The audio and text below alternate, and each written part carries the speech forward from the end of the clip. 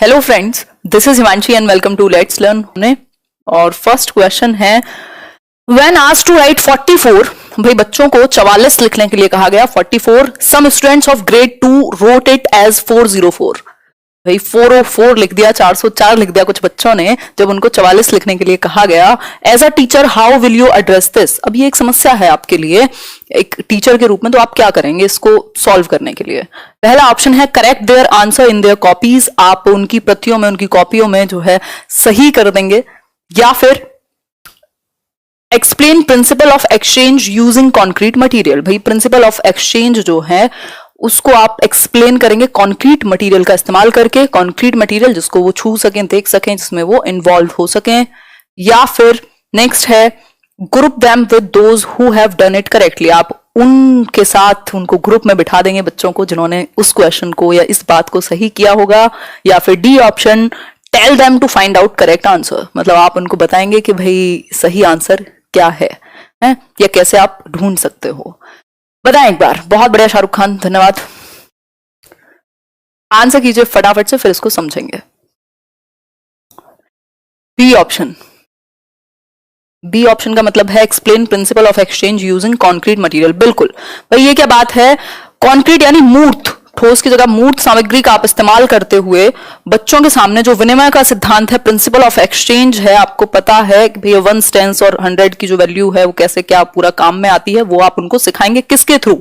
अगर बच्चे 11 साल तक का बच्चा है, स्पेशली प्राइमरी का अगर आप एग्जाम्पल ले रहे हैं, तो कॉन्क्रीट मटेरियल का इस्तेमाल करके आप सबसे बेहतर तरीके से सिखा सकते हैं। ग्रेड 2 लिखा हुआ है साफ साफ, और कॉन्क्रीट मटेरियल को जितना ज्यादा वो इस्तेमाल करते हैं, जो टीचिंग लर्निंग मटेरियल है उसका अगर आप इस्तेमाल करते हैं, उतनी कंफ्यूजन दूर होगी बच्चों के बीच। अब किस तरीके के कॉन्क्रीट मटेरियल को आप इस्तेमाल में ला सकते हैं? तो ये जो 1 टेंस का जो पूरा एक प्रोसेस है, प्रिंसिपल ऑफ एक्सचेंज है, इसको आप कैसे सिखा सकते हैं? तो आप कॉन्क्रीट मटेरियल दिखा सकते हैं, एक्टिविटी करके दिखा सकते हैं। भाई 4 1s को और 2 10s कैसे, क्या एक कॉम्बिनेशन बनेगा, कैसे वो पढ़ पाएंगे। 1 10s और 100 का जो कॉन्सेप्ट पूरा आप सिखा दें, तो ये आप सिर्फ बोल करके नहीं सिखाएंगे, सिर्फ चौक से और डस्टर से नहीं सिखाएंगे, आप एक्टिविटी करके सिखा सकते हैं ये चीज। ठीक है बात? बिल्कुल। आगे बढ़ेंगे। कॉन्क्रीट चीजों का इस्तेमाल करके जिनको टच फील किया जा सकता है, लाइफ की सिचुएशन हो सकती है, चार्ट हो सकता है, पेपर हो सकता है, कुछ भी हो सकता है। ठीक, नेक्स्ट क्वेश्चन पर चलेंगे। Question number 2, which of the following topics are not part of primary school mathematics curriculum as per NCF 2005? भाई एनसीएफ 2005 के अकॉर्डिंग अगर हम बात करें नेशनल करिकुलम फ्रेमवर्क 2005, एक एक क्वेश्चन ऐसा होगा जो टाइप पूछा ही जाता है, बस नंबर में चेंज, थोड़ा बहुत भाषा में चेंज, थोड़ा बहुत ऑप्शन में चेंज, हद से हद, है ना। तो एनसीएफ 2005 के अकॉर्डिंग अगर हम बात करें, कौन सा एक टॉपिक है जिसको इंक्लूड नहीं किया जाता प्राइमरी लेवल पर? ये क्वेश्चन पता नहीं कितनी बार पूछा गया है, और कई बार तो ऑप्शंस भी सेम दिए हैं। ठीक, तो पहला ऑप्शन है टेसिलेशन, फिर है सिमेट्री, फिर है patterns, and last one is your ratio. बहुत बढ़िया, बिल्कुल सिंपल, रेशो। अनुपात की अगर हम बात करें, रेशियो की, तो ये प्राइमरी क्लास के लिए रिकमेंडेड नहीं है एज पर एनसीएफ। बाकी जो टेसिलेशन है, भाई आप कैसे एक शेप में कैसे अलग अलग पैटर्न या सेम पैटर्न के साथ उसको पूरा फिल किया जाता है। सिमेट्री है, कोई भी एक शेप है अगर, तो कैसे वो सिमिलर ऑपोजिट पार्ट्स उसके होंगे, मैं पिक्चर्स के थ्रू आपके साथ डिस्कस कर लेती हूँ। तो रेशो आपको कई बार ऐसा मिलेगा कि कोई एक, बाकी के 3 सेम दे देगा, आपको पता होना चाहिए। इसके लिए आप 5th तक की, 3rd 4th 5th की मैथ्स की बुक उठा करके टॉपिक देख सकते हैं कि कौन से वो टॉपिक हैं जो उसमें दिए हुए हैं छोटे बच्चों के लिए। इतना आपको पता होना चाहिए, एक डायरी बना के नोट कर लो चाहे तो, ठीक, या फिर मैं किसी एक वीडियो में करा दूंगी। तो ये 3 बहुत कॉमन देगा आपको ऑप्शन, 4th ऑप्शन कुछ चेंज कर देगा, और रेशो यहां पर नहीं होगा, या इसी तरीके का कोई और अगर ऑप्शन देता है तो वो प्राइमरी में आप नहीं सिखाते। देखना चाहें अगर हम, तो ये हमने अभी डिस्कस किया, ये है टेसिलेशन, या तो एक तरह की शेप या तो डिफरेंट शेप के साथ एक पूरा जो पैटर्न है उसको फिल किया हुआ है। अगर हम बात करें सिमेट्री की, तो आप देख रहे हैं अगर शेप को कट किया जाए तो बिल्कुल सिमिलर साइड्स जो हैं ऑपोजिट, वो बिल्कुल सिमिलर हैं, एक जैसी हैं। जैसे ए में भी सिमेट्री होती ही है, और भी कितने सारे वर्ड्स हैं जो सिमेट्रिकल हैं। ठीक, तो ये एक बेसिक बात हुई। आगे बढ़ेंगे, देखेंगे कुछ और चीजों। सिमेट्री से भी एक क्वेश्चन आता ही है। क्वेश्चन नंबर 3 है आज के लिए, विच ऑफ द, देख पा रहे हैं ना आप लोग? हाँ, which of the following resources or TLM can be used by the teacher to show that 2 rectangles of different dimensions can have same area without using formula? मतलब कि इनमें से कौन सा एक रिसोर्स मतलब संसाधन या फिर teaching learning material, teaching add आप इस्तेमाल करेंगे ये दिखाने के लिए, क्या शो करने के लिए कि दो डिफरेंट रेक्टेंगल्स जो हैं, दो डिफरेंट डायमेंशंस के, वो उनका एरिया सेम हो सकता है।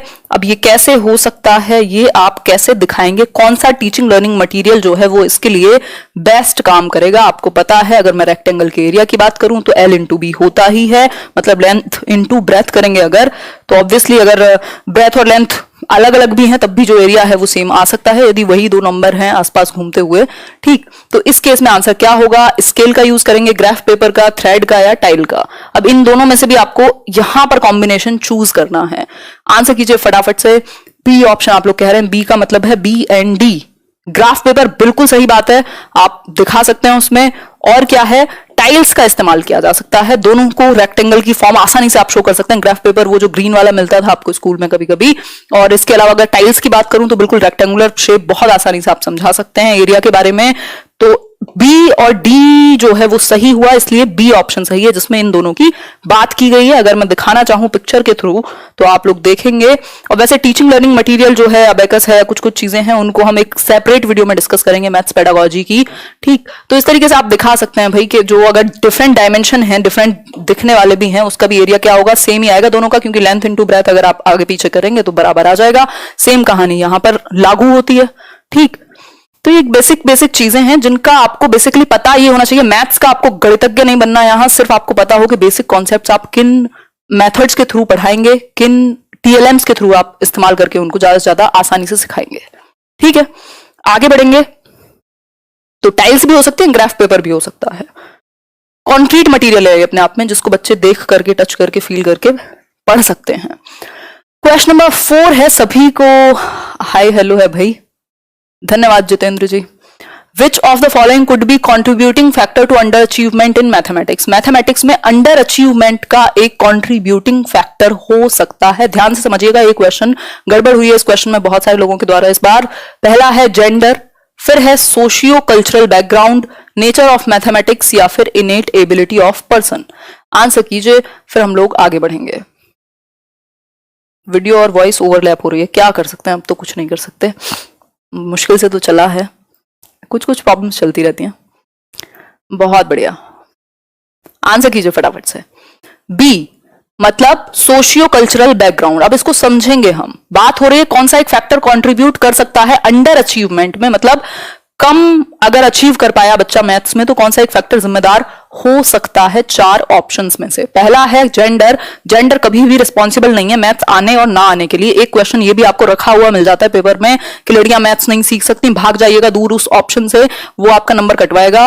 और मूर्खता भी है अगर ऐसा कहा जाता है कि लड़कियां मैथ्स में कमजोर होती हैं या नहीं सीख सकती, तो ये क्या है, जेंडर बायस है, ये कोई फैक्ट नहीं है।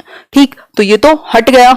इसके अलावा नेचर ऑफ मैथमेटिक्स, इनेट एबिलिटी, अगर इसको सिखाया जाए ढंग से तो बच्चा सीख पाएगा। इनेट एबिलिटी ऑफ पर्सन जो है, यहां अगर आपने मेथड सही अपनाए हैं, सही उसको पहले से ही एक शिक्षा या कहीं तो इसको एनवायरमेंट मिला अगर ज्यादा अच्छा, तो ऑब्वियस है कि बेहतर कर पाएगा बच्चा। तो यहां जो है सोशियो कल्चरल बैकग्राउंड को ज्यादा हमने बेहतर माना है। इसका एक रीजन ये कह सकते हैं, अगर एग्जाम्पल लेना चाहें, कि 2 लोग हैं, अगर एक ऐसा बच्चा जो जहां पर उसने पहले बैकग्राउंड में अपने कैलकुलेशन को बहुत ज्यादा इस्तेमाल किया है, उसका जो कैलकुलेशन का बेस है वो ज्यादा बेहतर होगा ऐसे बच्चे से जो शायद किसी फार्मर की फैमिली से आ रहा हो, और एक बच्चा जो शायद किसी शॉप पे बैठता हो या उसका जो एक वजन तोलने से लेकर बहुत सारे कॉन्सेप्ट उसके पहले से तैयार होंगे या वो प्रभावित होगा। ठीक, तो इस केस में हम जोड़ सकते हैं इस बात को। बी ऑप्शन इसका सही आंसर हुआ। आगे बढ़ेंगे। क्वेश्चन नंबर 5 है आपके सामने। हाँ, सीडी भी तो चल रहा है करियर विल पर, आज शाम में सेशन था। Which of the following is the most appropriate strategy to explain that 1/4 is less than 1/3? भाई 1/4 जो है वो छोटा है 1/3 से। इस चीज को समझाने के लिए आप क्या करेंगे, कौन सी एक स्ट्रेटेजी अप्रोप्रिएट साबित होगी। पहला है using LCM method. LCM method का आप इस्तेमाल करेंगे, पेपर स्ट्रिप्स लेंगे, डाइंस ब्लॉक का इस्तेमाल करेंगे या नंबर चार्ट का आप इस्तेमाल करेंगे।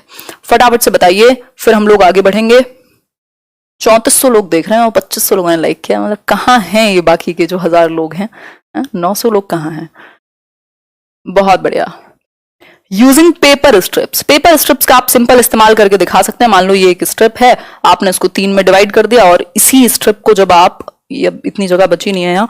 इसी स्टेप को जब आप 4 में डिवाइड करके दिखाएंगे तो आप बता देंगे कि भैया इस तरीके से 1/3 जो है वो बड़ा होगा 1/4 से। ठीक, तो आंसर क्या है? पेपर स्ट्रिप्स का इस्तेमाल करके आप इसको बता सकते हैं। इसलिए जो आंसर हुआ वो बी ऑप्शन हुआ। आप इसको ऐसे शो भी कर सकते हैं अगर आप चाहें तो, है ना, और 4 का जो कॉन्सेप्ट है उसको दिखा करके आगे बढ़ेंगे। नेक्स्ट क्वेश्चन है क्वेश्चन नंबर 6। क्वेश्चन नंबर 6 क्या कहेगा? Which of the following is the most important aspect of making lesson plan while teaching mathematics to primary school children. आप प्राथमिक बच्चे को, प्राथमिक कक्षा के बच्चे को क्या पढ़ा रहे हैं? मैथमेटिक्स पढ़ा रहे हैं।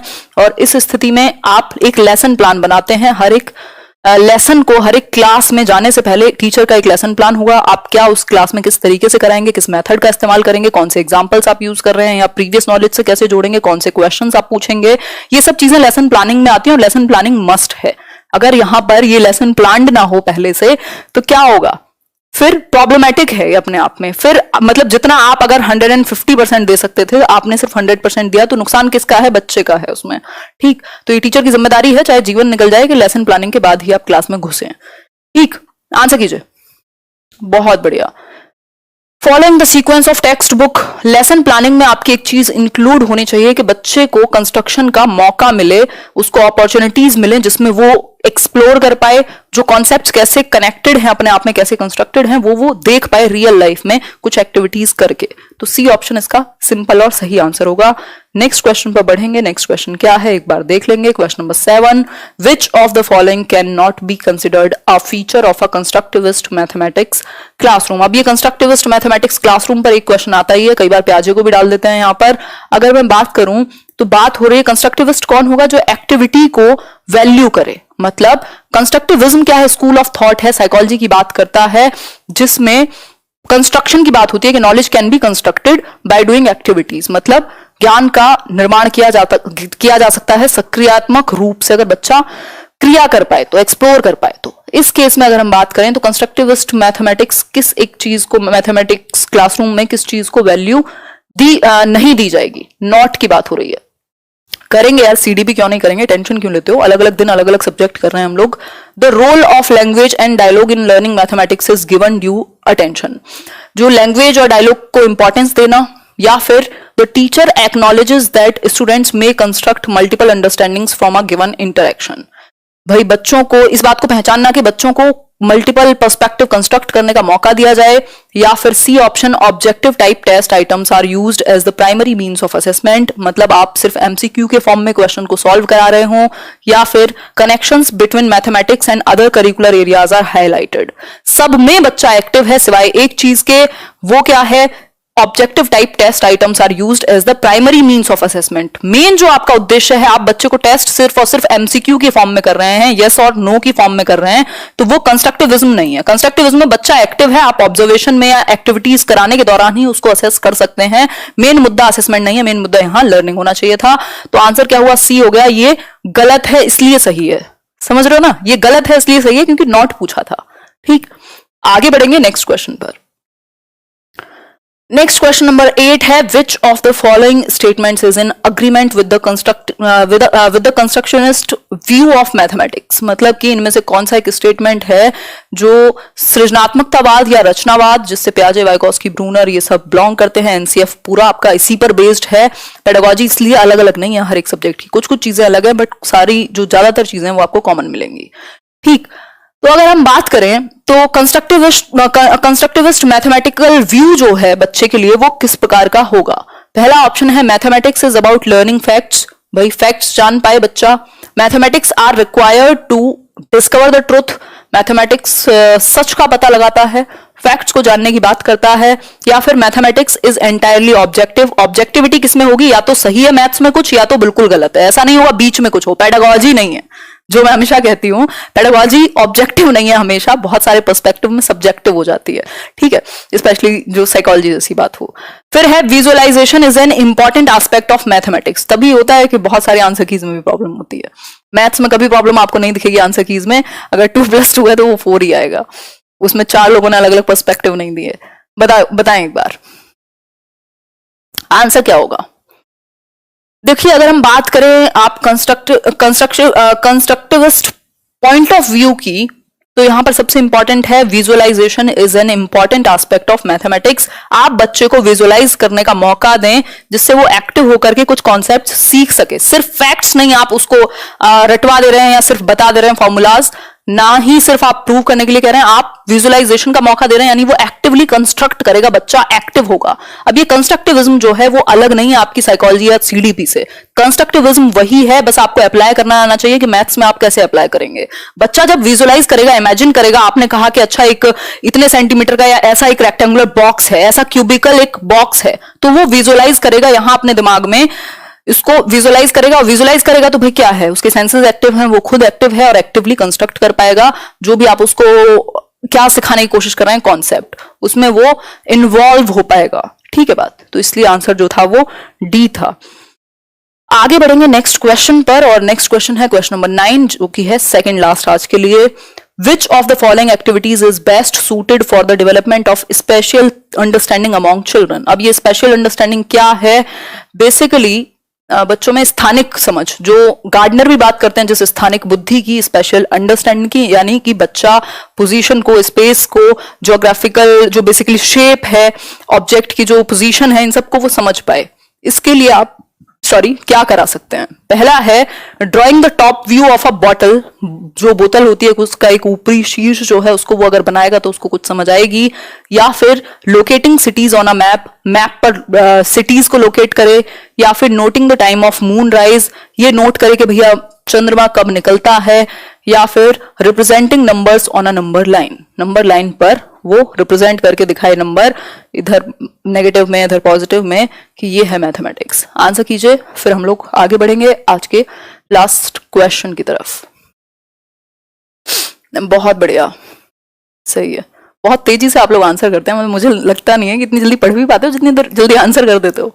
खैर, स्पेशल अंडरस्टैंडिंग जो है वो डेवलप होगी जब बच्चा कुछ भी एक पोजीशन से रिलेटेड, एक ऑब्जेक्ट की शेप से रिलेटेड कुछ ड्रॉ करेगा या फिर वो कुछ उस तरीके की चीज में इन्वॉल्व होगा। तो यहां पर drawing the top view of a bottle is the best example, जिससे उसको एक एरिया के बारे में भी पता लगेगा, कैसे वो उसकी शेप क्या है, सरफेस कितना है, ज्योग्राफिकल एक अंडरस्टैंडिंग भी उसके अंदर बनेगी। ये सिर्फ और सिर्फ ये यहाँ मैथ्स में बहुत ज्यादा बेहतरी का काम नहीं करता, इसलिए बी ऑप्शन बेस्ट नहीं है ए से, और जो बेस्ट है वही आंसर होता है, सिंपल बात है। ठीक है, तो ये एक बात हुई कि आप देखते भी हैं आपकी बुक्स में भी कितनी सारी चीजें होती हैं, फिगर्स दिए हुए होते हैं। ये आपने देख लिया, एक सर्कल का फॉर्म है, यहाँ पर वो ड्रॉ करेगा, उसको एक आइडिया लगेगा स्पेशल अंडरस्टैंडिंग का, एरिया का, इसका उसका।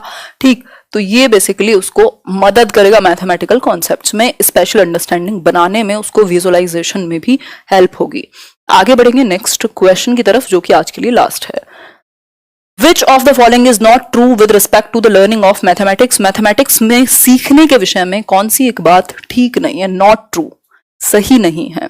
पहला ऑप्शन है ability to perform and excel in mathematics is innate, मतलब गणित में प्रदर्शन करने और उत्कृष्टता प्राप्त करने की जो क्षमता है वो इनेट होती है। या फिर बहुत बढ़िया सोनम सहगल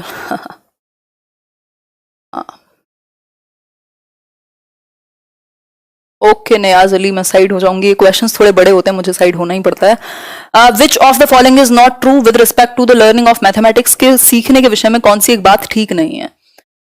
दूसरा ऑप्शन है teachers believes about learners have powerful impact on learning outcomes. या फिर students socio economic background impacts their performance in mathematics. या फिर schools language of instruction can impact a child's performance in mathematics. अब बड़ा इन्होंने ये typical answer दे दिया है। अब जो चीज हम जनरली पढ़ते आ रहे थे ये उसके खिलाफ बात जा रही है। उसका रीजन क्या है हमने अभी डिस्कस किया था, जो सोशियो इकोनॉमिक बैकग्राउंड है वो प्रभावित कर सकता है आपकी एबिलिटी को, उसका रीजन हमने अभी डिस्कस किया था, आप किस बैकग्राउंड से आ रहे हैं। ठीक, तो ये नहीं है कि वो आपको अपाहिज बना देगा, बहुत अच्छा कर देगा, बट इंपैक्ट कर सकता है। ये नहीं कहा गया कि कोई कमजोर आर्थिक या सामाजिक स्थिति से आ रहा है तो वो सीखेगा नहीं, ऐसी बात यहां नहीं हुई है। तो इस केस में आंसर जो है वो ए होगा कि ability to perform and excel in mathematics is innate, कि भैया आंतरिक ही होती है। अब ऐसा तो है नहीं, ये कोई चमत्कार तो है नहीं। ठीक, अगर सही रिसोर्सेज और सही चीजें दिखाई जाए तो सीख सकता है बच्चा। तो ये एक बात हुई, ए ऑप्शन सही हुआ।